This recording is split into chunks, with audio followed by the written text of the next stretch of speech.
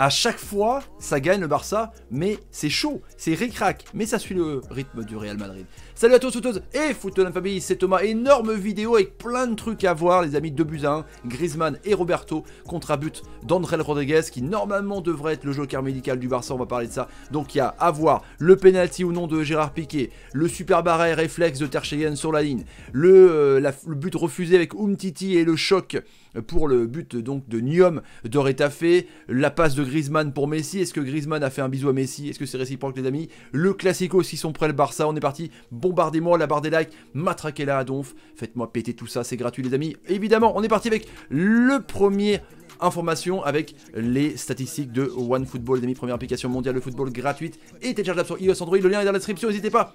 Personnalisable, toutes les notifications par votre club favori, c'est vraiment énorme. 75-25, évidemment, 700 passes à 200, l'autobus de Retafe, ambiance Atlético Madrid, mais en moins fort. Je sais pas comment c'est troisième, mais ils se sont réveillés, ils endorment en fait. En fait, c'est une mouche tsetse, qui endort le gars, et après, il se réveille avec un but. En tout cas, c'est un petit peu bizarre. Duel aérien, c'était partout pareil, en tout cas. 12 tirs pour les Barcelonais, 5 tirs cadrés seulement, 7 tirs pour Retafe, 2 tirs cadrés, 1 but. 40 tirs cadrés pour les Barcelonais, 28,6 pour les joueurs de Retafe, avec un carton rouge pour l'entraîneur. C'était chaud, évidemment, ils contestaient, les amis, toutes les décisions arbitrales qu'il y a eu. Donc on est parti avec la première image, c'est ce but refusé. Et ouais, Nyom, il est tout seul devant Ter Stegen, bim, mais il y a une énorme faute quand même sur Umtiti, on voit pas à l'écran. Là l'arbitre déjà a mis du temps à aller voir la variole, on voit Umtiti qui est sonné complètement, donc but refusé. Ça aurait pu être complètement différent à 1-0. Donc dites-moi dans les commentaires ce que vous en pensez par rapport à ce but refusé pour Retafe, les amis. Je pense qu'il n'y a pas grand chose à dire là-dessus, évidemment. Quelques secondes après, qu'est-ce qui s'est passé avec Griezmann? En 4 angles différents, les amis, évidemment, avec cette passe, mais magique de Messi. On se demandait quand c'est que Messi allait faire une passe pour Grisou. Deuxième passe et 8 buts pour Griezmann quand même, qui est tant décrié. On a vu la passe directement, ça part du côté gauche par Alba qui est sorti, donc c'est Firpo. Et bim, Messi directement en une touche de balle la donne à Griezmann qui prend l'intérieur et qui trompe Soria, le gardien, avec un petit piqué juste incroyable. Et Messi qui tape derrière la tête comme ça pour Griezmann. But exceptionnel, franchement, de son froid. Il aime bien les piqués, Griezmann, ça il est fort. Pareil en Copa del Rey, il a fait ça, les amis, contre Ibiza. En tout cas, beau but et Messi pour Griezmann. Ça c'est quand même important pour ceux qui aiment bien dire que voilà, ça marche pas entre les deux. Avec donc Piqué. Alors j'ai envie de parler de Piqué parce que pour moi Piqué, il faut le mettre pour moi sur le banc. Umtiti a été vraiment énorme, on parlera des tops et des flops plus tard dans la vidéo, mais là il n'y a pas de penalty. L'entraîneur Bordelas a encore une fois pété un plomb. Je pense que son rouge il a dû l'avoir parce qu'il n'arrêtait pas de gueuler sur l'arbitre. Mais là on voit que il tire le maillot et juste après l'action là, le pied du joueur est sur la ligne.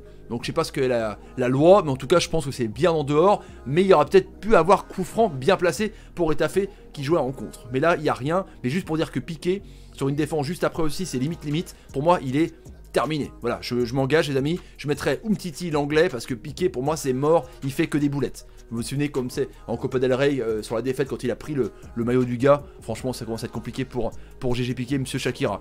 Ter Stegen complètement énorme. Alors là il y avait 2-1, il aurait pu avoir 2-2 sur cette action là. Honnêtement, bim, tête, cafouillage de ouf, Busquets et là il jongle, là c'est cirque pain d'air, ça rebondit sur épaule, tête, et ça va pas dedans. C'est à la limite hein, de la variole et de la Golden Technology. C'est un truc de ouf quand même. Ter Stegen, franchement, il est verni avec ses montants, c'est un énorme gardien, et là il est vraiment un petit peu chanceux, c'est clair et net.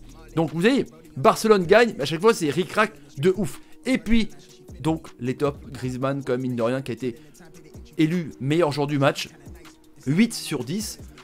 Il était moins bien en seconde période parce qu'il a fait beaucoup de chemin inverse pour défendre dos au but. Ça c'était pas trop son genre. Il est mal à la profondeur avec Fati et Messi en numéro 9, en faux numéro 9. Gros match de Griezmann, ça c'est bien en vue du Classico les amis. Avec un énorme Messi j'ai trouvé en première période qui a aimanté les ballons, qui a provoqué justement un petit peu le milieu de terrain de Retafe. Voilà, c'était un Messi qui marque pas depuis 4 matchs, quand même il a 14 buts, il est bloqué un petit peu au compteur. Benzema peut le dépasser demain en tout cas, les amis. Avec donc un énorme Umtiti, franchement, alors Sétienne, il préfère Umtiti à l'anglais, je sais pas, mais moi je dis, mets les deux. Mais l'anglais et l'Umtiti, mais plus Piqué, c'est pas possible, il est bidon. Il est pas bidon mais il est fini quoi, au bout d'un moment, c'est bon. À un moment, on regarde la danse du ventre de Shakira, c'est beaucoup plus simple, ami. Et Ter Stegen, parce que je trouve qu'il a la réussite énorme, il est bon, et c'est un des meilleurs gardiens du monde, et heureusement qu'il est là, parce que ça passe ricac à chaque fois, les amis, franchement, honnêtement. Du côté de Retafe, j'étais déçu de cette équipe, qui est 3ème de Liga, équipe défensive qui fait pas grand chose, qui joue en contre, en tout cas contre Barcelone, c'est comme ça. Un bon Soria qui a fait des bons arrêts, les amis, je trouvais que c'est un bon joueur. Un Cucurella, une coiffure bizarre, qui était bizarre, qui appartient justement, tiens, j'ai mis 2 joueurs qui devraient un chassé croisé. Il y en a un qui est prêté par Barcelone, du coup on s'est posé la question quand Alba était sorti, est-ce qu'il pourrait jouer, qui est pas mal, franchement c'est un bon espoir. Et il y en a un autre qui devrait faire le chemin inverse justement, et pour servir de joker médical, et il est très bon. Ce que j'avais dit en live, quand il rentre, il marque. Et il a 10 buts, Andrel Rodriguez. Il est bon, superbe reprise de volée, franchement, c'est assez intéressant. Les amis, voilà pour les tops de Retafe, les amis. On y va pour le classement, donc Madrid 52 points, Barcelone 52 points. Demain contre le Celta Vigo, on commentera ça en live, les amis, évidemment. Retafe à 10 points derrière, mais ils sont en Champions League, c'est ça, c'est incroyable, les amis. N'hésitez pas à partager la vidéo sur Twitter, Facebook, Instagram et Snapchat. Et la question que je vous pose, est-ce que Barcelone est prêt pour le Classico de mars? Eh ouais, est-ce que Barça, comme ça, peut battre le Real Madrid? On fera évidemment en live, les amis. Je vous laisse. À tout à l'heure. À la prochaine vidéo, les amis. Ciao, salut, salut, salut, salut. Et salut. Ça va être chaud quand même. Ça va être chaud bouillant.